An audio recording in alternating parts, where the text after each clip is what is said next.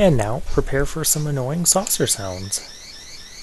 There's Dr. Wily with a, he upgraded from red to blue on his evil alien saucer there. Wiggles his eyebrows again, and here's something I enjoy about Mega Man 2 onwards. We get a picture of Dr. Wily's castle, and we also see a map of the path that we're going to take through his fortress. And this is one of my favorite tunes in all of Mega Man. It's just very well done, high energy, upbeat, very catchy, and it's really fitting as a first stage for Wily. Our annoying friends, the birds, are back. And my health power-up disappeared. And here we're forced to use the item number 3, the wall crawler.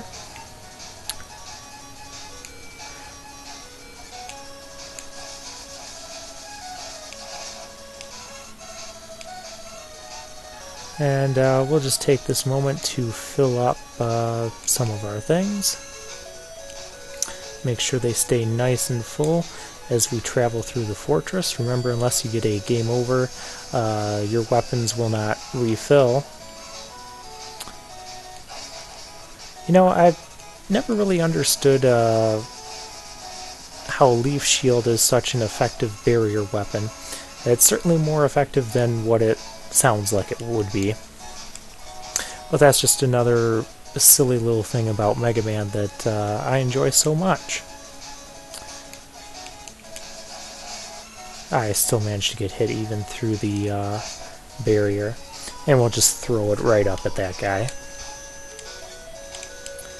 I think I'm going to skip that one up just because it uses a lot of our item 3 energy in order to do that, and while I can refill here if I do happen to die off, which is likely if I keep running into enemies like that,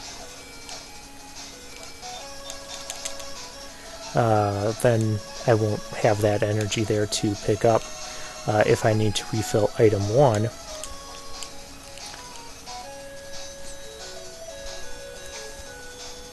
And so once again, we find ourselves starting in an outdoorsy type level and entering into Wily's fortress, which I think that's always a neat touch, starting on the outside and working your way in.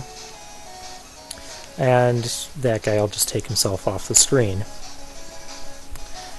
Now here's the screen I was referencing earlier, and this takes item number 1, which I'm going to show off. You want to move as close to the edge as possible without falling down like that. If you do fall down, just head back up.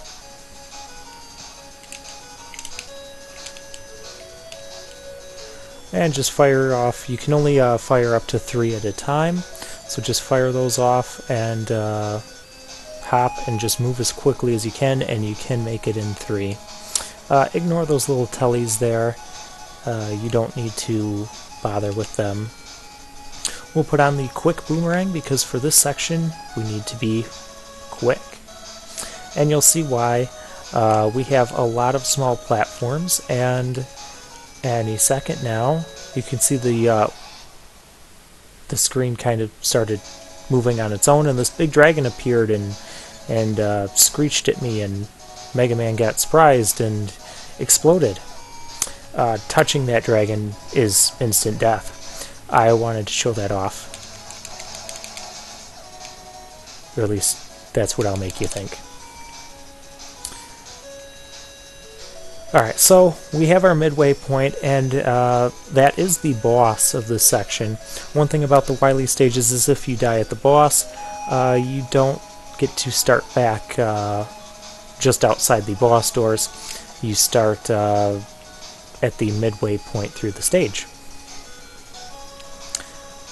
This will remain true until Mega Man 5.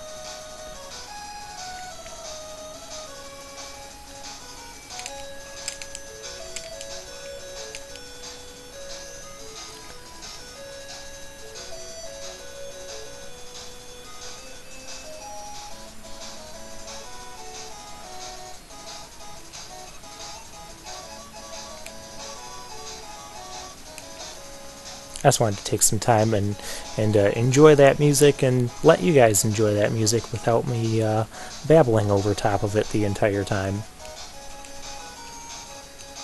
Alright, so this time we're going to try a new strategy of staying towards the front.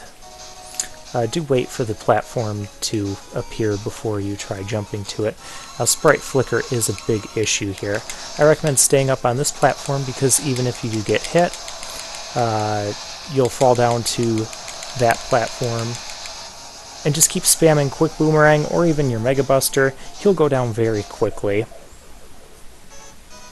And we see we still have some sprite flicker going on the screen there.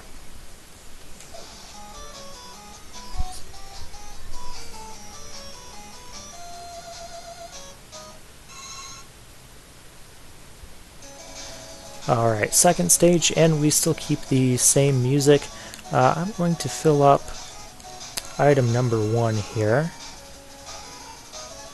And we have these guys again. So that just means we need to establish some air dominance. And here we can see that we need the item 2, the jet sled. Now there's 2 ladders coming up here. I know you're tempted to take the first one because of, you know, you're over this bed of spikes, you don't know what's ahead, but do wait till the second ladder. You can make the jump, and you get all these nice goodies, as opposed to having to use your crash bomber on those walls up there. And there's some more goodies in there if you're willing to use your crash bomber. I am not, and do watch out for those spikes too. Next we come to an area with these moles. We could use the flash stopper to go through here quickly. Oops. One thing I haven't shown off yet is, does wood work on these? Oh, wood does. I was going to show off, maybe I still will. The rapid fire, if you have the anniversary collection, you can just hold down the Y button on the GameCube controller and it will just rapid fire. I generally don't use this too much. It takes away some of the challenge from battling larger enemies, but it's nice to avoid some of that excessive button mashing as well. But I also prefer just using special weapons to get through there. And here we need another, we need to use the wall climber again. And if you look closely, you can see the chains of these things going through the floor. I always thought that was kind of neat. This one is really difficult to get in between those two. You have to be quite pinpoint at doing that. Once again, just watch out for the spikes. They are still instant death. I'm going to go ahead and grab that. Now, a lot of people would use Metal Blade on this upcoming boss.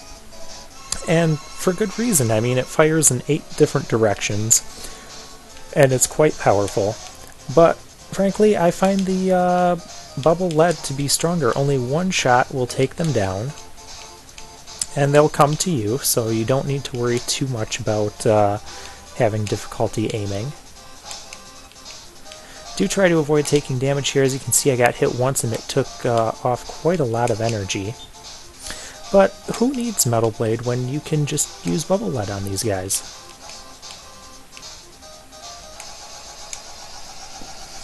With the Metal Blade, it still takes like 3 or 4 shots to take one of those guys down, but with Bubble Lead, just one shot will do it.